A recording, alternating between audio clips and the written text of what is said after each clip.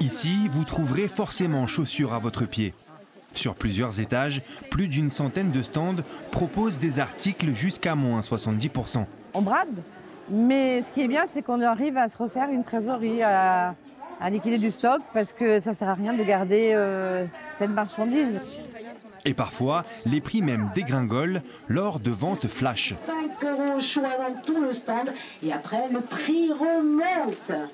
Il vaut mieux que ça parte à 5 € et qu'on rentre plus légère.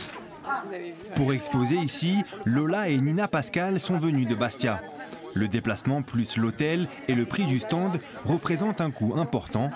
Mais ce salon reste plus intéressant pour elles que la période des soldes traditionnels. Comme il y a des soldes, plus ou moins des promos tout au long de l'année, à l'époque, le premier jour des soldes, c'était vraiment the événement. Et là, maintenant, ça n'a plus du tout d'impact.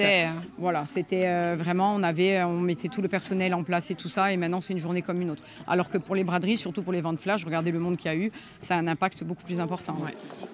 Avec ses 20 000 visiteurs en moyenne ces dernières années, les journées de l'habillement attirent de plus en plus de commerçants, avec des sollicitations de toute la Corse et même du continent. On a été pris d'assaut au niveau des demandes. On n'a pas pu répondre à tout le monde d'ailleurs. On avait une liste d'attente et malheureusement tout le monde n'a pas pu venir.